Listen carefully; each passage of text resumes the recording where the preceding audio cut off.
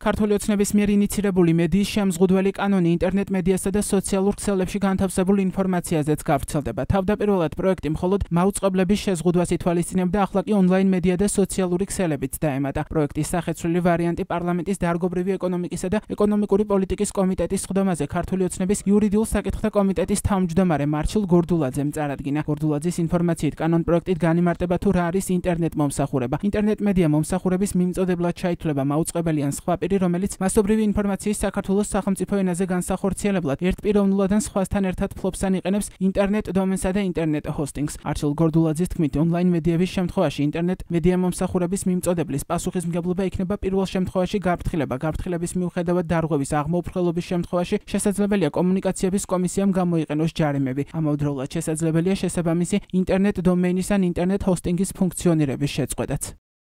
ეგრეთ წოდებულ ონლაინ მედიებზე უნდა გავრცელდეს ქსევის ის სტანდარტები, რაც ზოგადად მაუწყებლებისთვის არის გათვალისწინებული, გამომდინარე იქიდან, რომ იხვეწება და ვითარდება ტექნოლოგიები და ინფორმაციის გავრცელების სხვადასხვა საშუალებებით ხდება ინფორმაციის გავრცელება, ამ ყველაფერზე საკანონმდებლო ცვლილებებიც უნდა არსებობდეს. ეს ყველაფერი არ ვრცელდება ფიზიკურ პირებზე, ფიზიკური პირები, რომლებიც ინფორმაციას ავრცელებენ. აქ იგულისხმება ის ორგანიზაციები, რომლებიც საკუთარ თავს მედიას უწოდებენ და წარმოადგენენ მედიას, მაგრამ არ მაუწყებლობენ, არ ოპერირებენ როგორც მაუწყებლები, ანუ მათი ინფორმაციის გავრცელების საშუალება და ხერხი არ არის ტელევიზია, მაგრამ ამ ინფორმაციის გასავრცელებლად იყენებენ როგორც საიტებს, ასევე სხვადასხვა აპლიკაციას და აქვს სტრუქტურიზებული ფორმა. როგორც არჩილ გორდულაძემ თქვა, მედია ორგანიზაციების დაჯარიმების თაობაზე კომუნიკაციების კომისიის მიერ 2025 წლის 1 ივნისამდე მიღებული გადაწყვეტილებები არ აღსრულდება. ქართული ოცნების მიერ მომზადებული ცვლილებები მაუწყებლებს უცხოური დაფინანსების პირდაპირ და არაპირდაპირ მიღებას უკრძალავს. ასევე ახალი კანონ პროექტი დამტკიცების შემთხვევაში მარეგულირებელ კომისიას აძლევს საშუალებას კრიტიკული მედიის შინაარსი ჩაერიოს, მათი სარედაქციო პოლიტიკა გააკონტროლოს და თუ საჭიროდ ჩათვლის დააჯარიმოს. ქართული ოცნება ამტკიცებს, რომ ცვლილებებით ისინი ეგრეთ წოდებულ ბრიტანულ მოდელს ნერგავენ, რომლითაც ხარისხიანი და ობიექტური ინფორმაცია იქნება უზრუნველყოფილი. კრიტიკული მედიების წარმომადგენლები კი მიიჩნევენ, რომ ეგრეთ წოდებული ბრიტანული სტანდარტის საფარქვეში ოცნება ცდილობს პოლიტიკური ცენზურის წარმოება სისტემის ხელში გადავიდეს. კანონ პროექტი მეორე მოსმენით განსახილველად მიმდინარე კვირაში გავა.